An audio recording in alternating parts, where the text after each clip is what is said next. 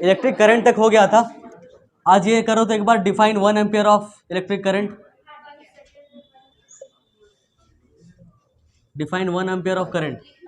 हाँ, define 1 ampere of current देना जो भी तुम लोग लिख रहे हो कि when 1 coulomb of charge is flowing across a conductor in 1 second, the current is said to be 1 ampere. ये ठीक है। उसके बाद यहाँ पे लिखना एक चीज़ और एक्स्ट्रा, यहाँ पे लिख के मत छोड़ देना, ऐसा मैथमेटिकली लिख देना यहाँ पे, ठीक है। ऐसे लिखना मैथमेटिकली, और I equal to Q by T लिखना। 1 कूलम बाई 1 सेकेंड इक्वल हो जाएगा 1 कूलम पर सेकेंड इक्वल हो जाएगा 1 एम्पियर। इस तरह से मैथमेटिकली शो करना, ठीक है। ये भी लिखोगे नंबर फुली मिलेगा, बट चांस मत देना, ठीक है। ये भी मैथमेटिकली वाले पार्ट लिख देना। लिख लो डिफाइन 1 एम्पियर ऑफ करंट।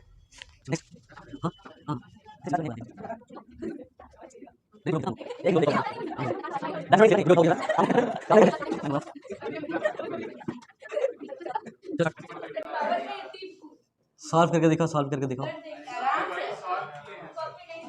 हाँ ठीक है, तुम लोग का ठीक है।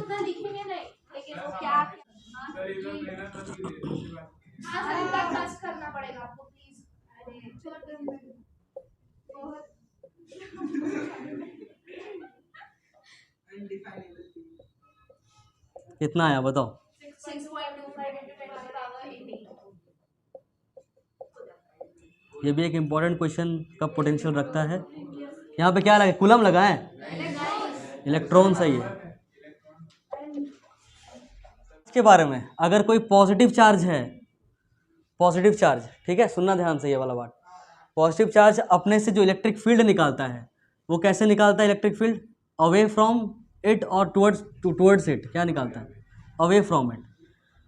मतलब पॉजिटिव चार्ज जितना भी होता है, पॉजिटिव हो या नेगेटिव, अगर उसमें अगर चार्ज है तो वो क्या निकाल रहा होगा? इलेक्ट्रिक का फील्ड निकाल रहा होगा। फील्ड मतलब एक दायरा है, मतलब कुछ एरिया, जैसे मैग्नेटिक फील्ड होता है वैसा ही। अब जो पॉजिटिव चार्ज होता है, वो जो मैग्नेटिक फील्ड उससे निकलता है, वो कैसे निकल रहा होता है कि इससे निकल के बाहर की ओर जा रहा है, ऐसा निकलता है। डायरेक्शन का बात कर रहे हैं। अगर वो नेगेटिवली चार्ज है तो उसका जो फील्ड होगा, इलेक्ट्रिक फील्ड, वो कैसा रहेगा? बस टुवर्ड्स इट सेल्फ रहेगा, ऐसा। मतलब वो इन्वायरमेंट से खींच रहा होता है, इस तरह से दिखेगा, वो कुछ ऐसा दिखेगा, इनवर्ड्स। और ये रहेगा आउटवर्ड्स, ये आउटवर्ड्स रहेगा और ये इनवर्ड रहेगा। और एक टर्म यूज़ करेंगे हम लोग टेस्ट चार्ज का, टेस्ट चार्ज, और वो जनरली रहता है unit positive test charge, unit positive test charge. ये बात समझ में आया? ये क्या रहता है? ये क्यू नॉट से डिनोट किया जाता है, और ये बहुत ही छोटा चार्ज होता है। मतलब क्यू नॉट का जो चार्ज है वो सबसे स्मॉलेस्ट चार्ज है, टाइनीएस्ट चार्ज है, बोल सकते हो, स्मॉलेस्ट चार्ज, स्मॉलेस्ट चार्ज, ठीक है। ये इतना छोटा होता है कि इसका अपना जो फील्ड होता है, इलेक्ट्रिक फील्ड, पॉजिटिव चार्ज है ना, तो ऐसे दूर भागेगा, ऐसा ही होगा कुछ, बट वो इतना छोटा होता है, इतना कम होता है कि वो ना के बराबर होता है। ये बात समझ में आया? अब इस टेस्ट चार्ज को अगर इसके बगल में लाया जाए, positive unit positive test charge को इसके बगल में लाया जाए, तो ये वाला फील्ड क्या करेगा? धक्का देके इसको बाहर निकाल देगा। मतलब ये दूर भाग जाएगा क्यू नॉट। ये क्यू नॉट है, मान लो ये ढक्कन क्यू नॉट चार्ज है, इसको इसके पास लेके आएंगे तो क्या होगा? रिपल कर जाएगा। और इसके पास लेके आएंगे तो क्या करेगा? ये खींच लेगा, अट्रैक्ट कर लेगा। ये बात समझ में आया? इतना आ गया ना? इसको लिखना है क्या? Electric potential. इसको डिनोट हम लोग करते हैं V से, ठीक है। V इक्वल्स टू होता तो है W/Q, तुम लोग का फॉर्मूला यही रटना है, बट ये होता क्या है? इसका एक डेफिनेशन होता है, उस डेफिनेशन को समझो। हाँ, इसका मतलब समझो। अगर कोई यहाँ पे एक चार्ज है, मान लो बड़ा सा Q चार्ज है, प्लस Q, इसका कुछ फील्ड होगा, और वो फील्ड कैसा होगा? दूर भगाने वाला, यही होगा ना। इसका इंटेंसिटी क्या होगा? कि जो भी मेरे पास आए सबको बाहर भेज दे। एक क्यू नॉट चार्ज है, क्यू नॉट चार्ज, ये कहाँ पे है? तो इन्फिनिटी में रखा हुआ है। ये पहले भी बताए थे हम कभी, इन्फिनिटी में रखा हुआ है। इन्फिनिटी का मतलब यहाँ पे क्या है? कि इसके फील्ड से बहुत दूर। और अगर ये इन्फिनिटी में है तो ये स्टेबल है कि अनस्टेबल है? स्टेबल है, ये खुश है, कोई इसको खींच नहीं रहा है, ना कोई खींच रहा है, ना कोई धक्का दे रहा है, ये ठीक है, फ्री है ये, ठीक है। इस जगह में जो V होता है वो लगभग क्या होता है?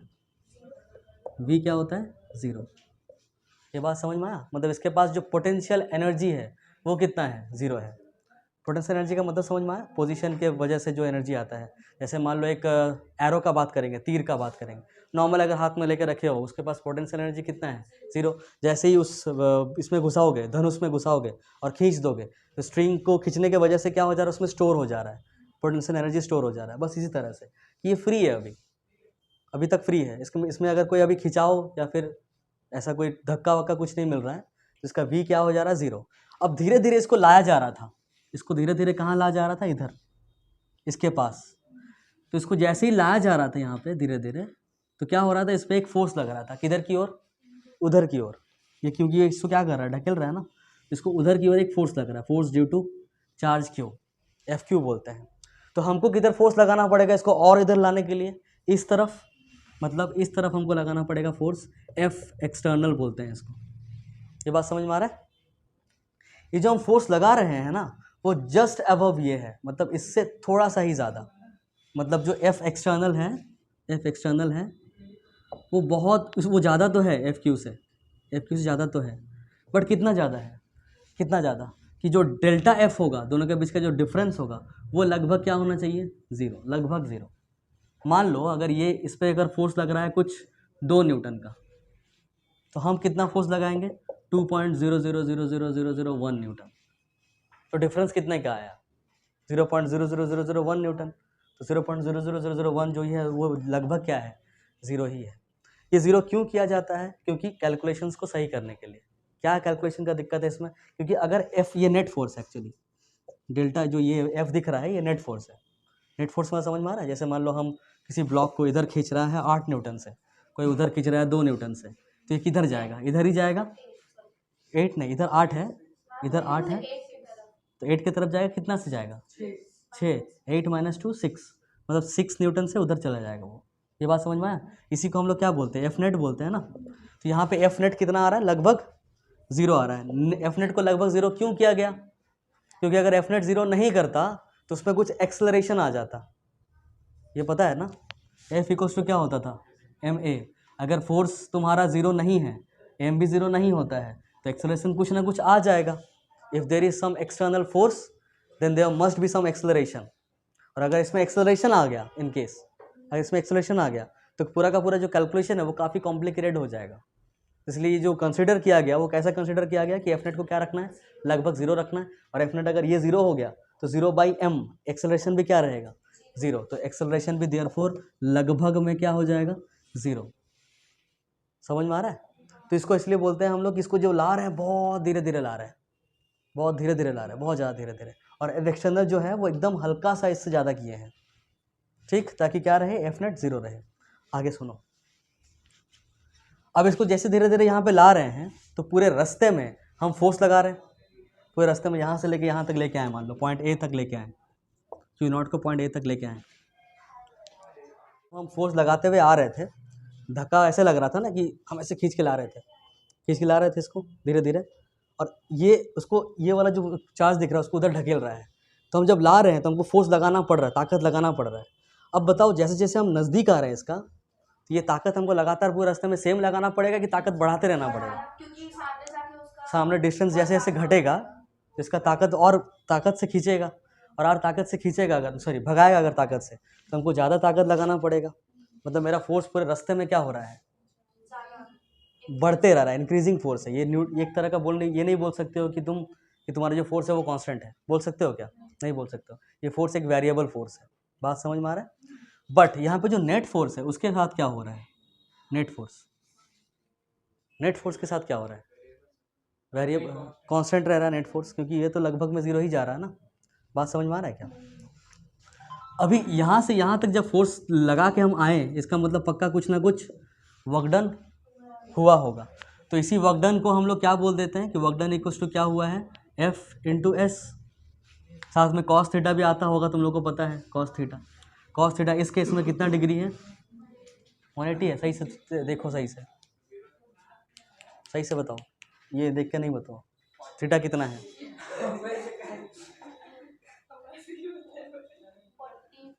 मार्कर नहीं घुमाते तो क्या बोलते थे,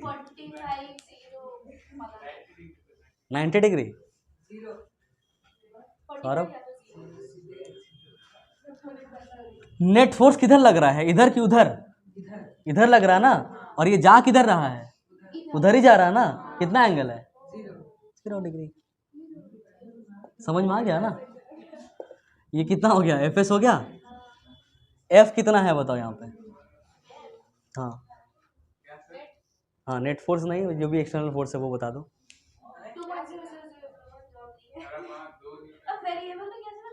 अच्छा यहाँ पे, हाँ 2 न्यूटन लिए हैं, वो तो हम एग्जांपल लिए हैं। अच्छा एक काम करो, सुनो मेरा बात सुनो।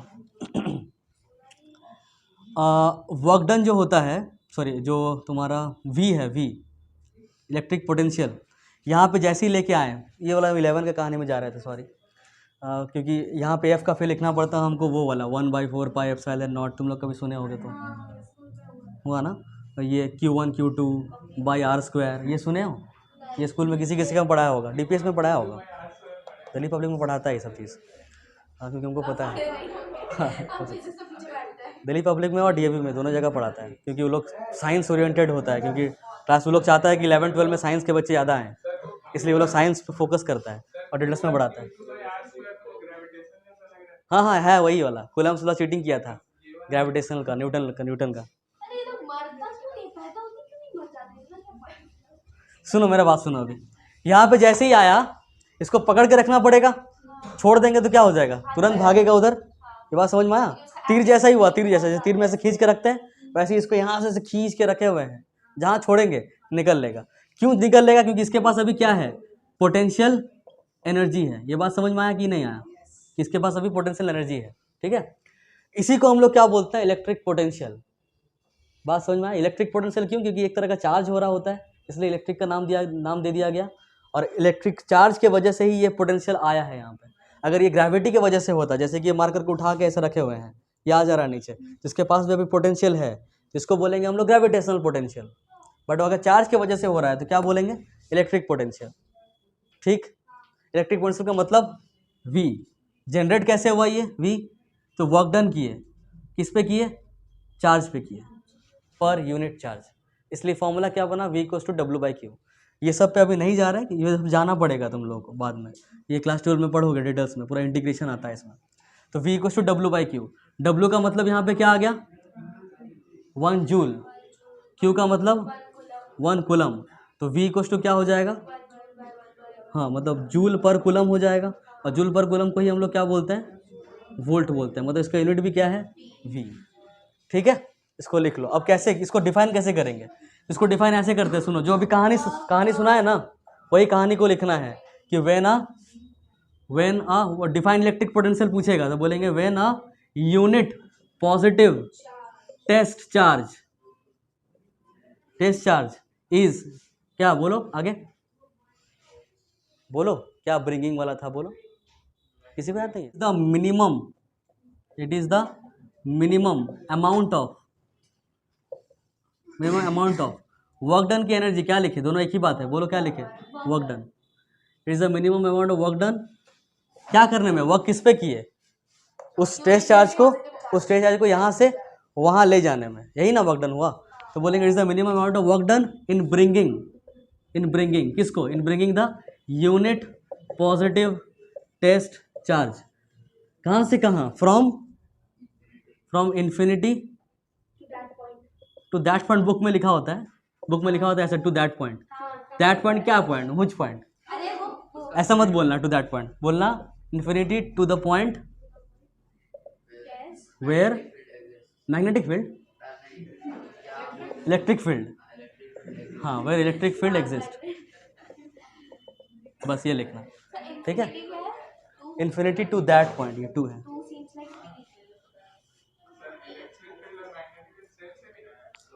Same but different.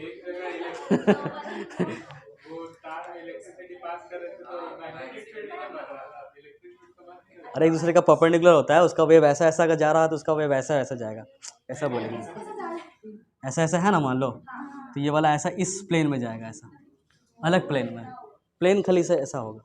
अगर ये ऐसा प्लेन में है, इस तरह से जा रहा है, तो ये ऐसा प्लेन में होगा।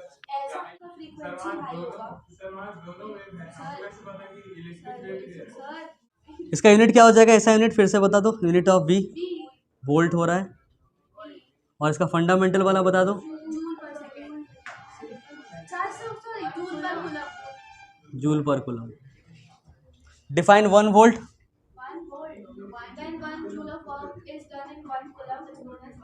वाह,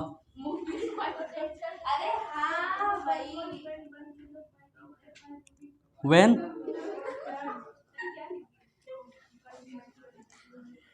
when 1 joule of work is done in moving a charge of 1 coulomb from infinity to any point in the field, to any point in the field। हाँ, ये लिखते ना, ठीक है। मैथमेटिकली वाला कैसे लिखना पता ही होगा। यहाँ 1 जूल लिख देना, 1 कूलम लिख देना, 1 जूल पर कूलम लिख देना, इक्वल टू 1 वोल्ट लिख देना। बस ये मैथमेटिकल वाला हो गया। अभी मान लो यहाँ पे प्लस क्यू है, यहाँ पे वही चार्ज था, फील्ड था। ये पॉइंट ए में लाए थे ना हम लोग क्यू नॉट को। अरे बोलो, लाए थे कि नहीं लाए थे? अब इसी फील्ड में दूसरे जगह में किसी को मूव करेंगे, एक पॉइंट से दूसरे पॉइंट में मूव करेंगे, इन्फिनिटी से नहीं। हाँ, in the field, with in the field बोल सकते हो। विद इन द फील्ड में ही एक पॉइंट से दूसरे पॉइंट में अगर हम लोग लेके जा रहे हैं, तब जो वर्क डन करना पड़ रहा है, उस वर्क डन को हम लोग क्या बोलते हैं? Electric potential difference. बात समझ में आया क्या? तो लिख लो, the minimum amount of work done, the minimum amount of work done required to move a unit positive charge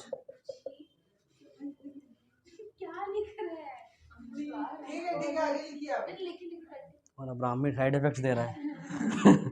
unit positive charge from 1 point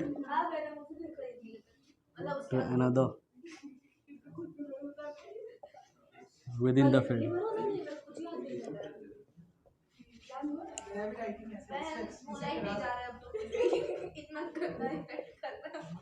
इससे खराब मतलब मेरा कितना अच्छा लग रहा है ये।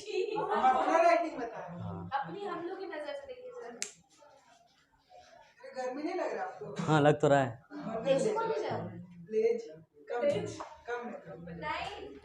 मत करो, मत, तबीयत खराब हो सकता है। मेरा इम्यूनिटी तुम लोग जैसा नहीं है, खराब है। इम्यूनिटी घट रहा है मेरा धीरे धीरे, हम बूढ़े हो रहे हैं। एग्जैक्टली, सही बात है। हाँ,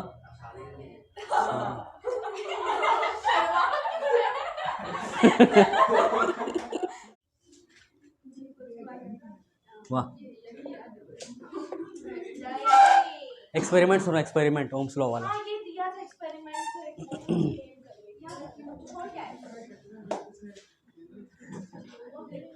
सुनो कि मान लो ये सर्किट है, ठीक है।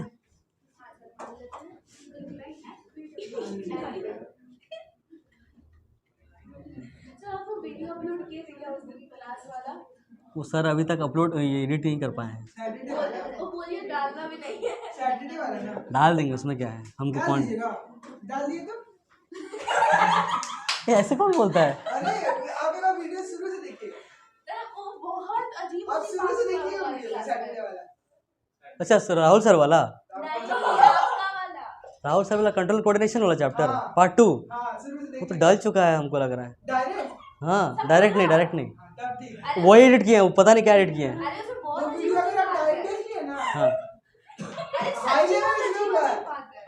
अजीब अजीब बात, मतलब कैसा वैसा? हम लोग के लेवल का बात नहीं, लेकिन फिर भी हो रहा है, ज्यादा हाई लेवल, बहुत हाई लेवल का बात हो रहा है। अरे यार, हिंदू मुस्लिम क्लैश हो जाएगा बस ना, हिंदू मुस्लिम। ठीक है, वो हट चुका होगा।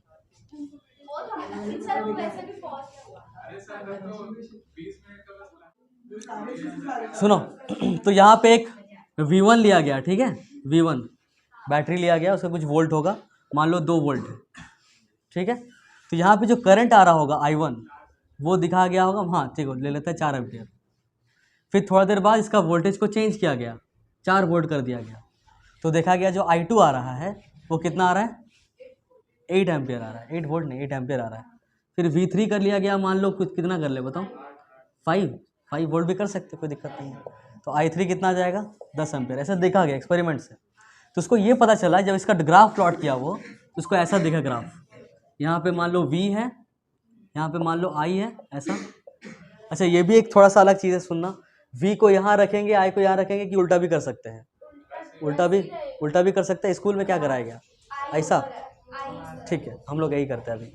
तो V को यहाँ, क्या हो गया, सबका अलग अलग रहेगा, कोई दिक्कत नहीं है, ग्राफ सेम ही बनेगा, ठीक है, उससे कोई मतलब नहीं पड़ेगा। तो V है 2 और I है 4, तो मान लो यहाँ पे आ रहा है, सुनो, फिर V2 है 4 और I2 है 8, तो कुछ यहाँ आ गया मान लो। उसके बाद क्या हुआ है, V3 5 है और ये है 10, तो कुछ यहाँ आ गया। इसका जो ग्राफ बन रहा है कुछ ऐसा बन रहा है। इससे क्या पता चल रहा है, ये एक्चुअली यहाँ से नहीं बनेगा, यहाँ से बनना चाहिए था, 0 से बनना चाहिए था। इससे यह बना, पता चला कि जो I है वो डायरेक्टली प्रोपोर्शनल है V का, ठीक है, या फिर बोल सकते हैं V is directly proportional to I। तो यहाँ से V हटेगा तो क्या आ जाता है I, और एक कांस्टेंट ऑफ प्रोपोर्शनलिटी आता है जो कि क्या होता है, R होता है। जहाँ पे V का मतलब क्या है पता ही है, क्या है, इलेक्ट्रिक पोटेंशियल डिफरेंस है।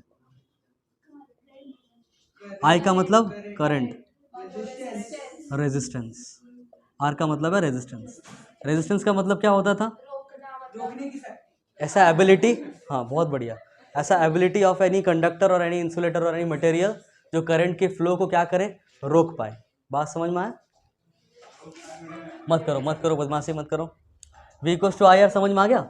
अब यहाँ पे क्या हो रहा है, यहाँ पे वोल्टेज को चेंज कराया जा रहा था, बैटरी को अलग अलग लिया जा रहा था, उसके अकॉर्डिंग करंट क्या हो रहा था, चेंज कर रहा था। इसमें डिपेंडेंट क्वांटिटी कौन है, I डिपेंडेंट है, और इंडिपेंडेंट कौन है, V।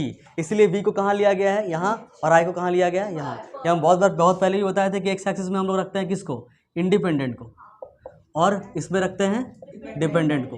बट किसी का बुक में देखना ये भी ग्राफ होगा, मतलब I को रखा होगा यहाँ पे और V को रखा होगा यहाँ पे। ये भी चलता है, ठीक है। पहले इतना लिख लो, पहले लिखना है तो किसी को सुनो, ये पहले इसके बारे में सुन लो, ठीक है। अगर इसका हम लोग स्लोप निकालें, स्लोप का मतलब पता था ढलान, तो इसका स्लोप निकालें। स्लोप कैसे निकालते थे हम लोग, इसका स्लोप कैसे निकालते थे, तो स्लोप का मतलब होता था ढलान, और ढलान निकलता था एंगल से, ठीक है। अब ये थीटा हमको अगर निकालना है तो थीटा हम लोग निकालते थे ट्रिग्नोमेट्रिक रेशियो से, साइन कॉस टैन कॉसेक, ये सब से निकालते थे। बट अगर साइन का यूज़ करेंगे तो साइन इक्वल हो जाएगा P, जो कि P तो प्लॉट कर लेंगे हम लोग ग्राफ से, बट H नहीं कर पाएंगे। इसलिए हम लोग क्या लेते थे, इसीलिए टैन लेते हैं। टैन ही क्यों लेते हैं, क्योंकि P आता है और B आता है। P है y एक्सिस और B है x एक्सिस, इसलिए tan is perfect for slope, ठीक है। स्लोप निकालने के लिए टैन थीटा बेस्ट रहता है। टैन थीटा इक्वल टू क्या हो जाएगा, P/B, और P/B मतलब यहाँ पे y/x हो जाएगा, और y मतलब यहाँ पे क्या है, I है, और B मतलब क्या है यहाँ पे, V। बात समझ में आया। और कोई भी अगर ऐसा x एक्सिस और y एक्सिस है, उसमें जो हम लोग लाइन खींच रहे हैं वही ग्राफ है, और वही ग्राफ का स्लोप हमको वो क्वांटिटी देता है, जो क्वांटिटी यहाँ पे दिख रहा है, कौन दिख रहा है, R दिख रहा है। तो इसका मतलब ये I/V ही R देना चाहिए, बट I/V तो R होता नहीं है, क्या होता है, V/IR होता है। तो ये वाला फिर क्या है, तो ये वाला है C मतलब होता है कंडक्टेंस। क्या होता है इसका मतलब, कंडक्टेंस। रेजिस्टेंस का उल्टा, रेजिस्टेंस का मतलब ऐसा एबिलिटी जो करंट को रोके, करंट का मतलब जो करंट को फ्लो करने के लिए अलाउ करे, उसको बोलते हैं कंडक्टेंस, ठीक है। तो ये तो ग्राफ एक तरह से बुक में ये लिखा रहता है, बट जब ग्राफ का बारी आता है तब ये आर को शो ही नहीं करता। ये किसको शो करने लगता है, रिवर्स ऑफ आर को शो करने लगता है। मतलब ये 1/r का ग्राफ है। ये किसका ग्राफ है, 1/r का ग्राफ है। बात समझ में आ रहा है क्या। अब इससे मान लो क्वेश्चन आ गया, ऐसा मान लो यहाँ पे दिया हुआ है, सुनना इंपॉर्टेंट क्वेश्चन कर रहे हैं, एमसीक्यू का बात कर रहे हूँ, एमसीक्यू में सब क्वेश्चन आ सकता है। यहाँ पे है V, यहाँ पे है I, और यहाँ पे है एक ग्राफ ये वाला A और एक है ये वाला B। स्लोप ज़्यादा किसका है, A का कि B का, स्लोप मतलब ढलान ज़्यादा ढलान इसका है ना। अब इसका इधर ढलान है तो रेजिस्टेंस ज़्यादा किसका होगा, इसका ही होगा कि उसका होगा, B का होगा। क्योंकि अगर ये V और I लिखा रहता, समझ में कोशिश कर, थोड़ा सा समझना, ये I और V है तो ये जो ग्राफ है ये रेजिस्टेंस का है ही नहीं, रेजिस्टेंस का उल्टे का है, मतलब कंडक्टेंस का है। तो ये अगर यहाँ पे स्लोप ज़्यादा होता, अगर ये रेजिस्टेंस ही होता तो जिसका स्लोप ज़्यादा उसका रेजिस्टेंस ज़्यादा, बट ये रेजिस्टेंस का उल्टा है, मतलब जिसका स्लोप ज़्यादा उसका रेजिस्टेंस कम। तो ये रेजिस्टेंस कम किसका होगा यहाँ, इसका कि इसका? सोच सोच ए का। इसका स्लोप है ज़्यादा, मतलब slope of A is greater than slope of B. और स्लोप का मतलब ही होता है जो ये रिप्रेजेंट कर रहा होगा, ये रिप्रेजेंट क्या कर रहा है, आर की 1/r, 1/r, मतलब स्लोप ऑफ ए का जो 1/r होगा वो ज़्यादा होगा। 1/r का मतलब रेजिस्टेंस का उल्टा, मतलब रेजिस्टेंस का उल्टा ज़्यादा होगा, मतलब रेजिस्टेंस कम होगा ना। तो यहाँ से हम बोल सकते हैं कि resistance of A will be what, of A will be lesser than resistance of B. Okay, ये हाँ बी अगर ऊपर हुआ तो अच्छा, हाँ वो उसमें देखते हैं। अभी पहले इतना समझ में आ गया ना, इसको लिखना है तो पहले लिख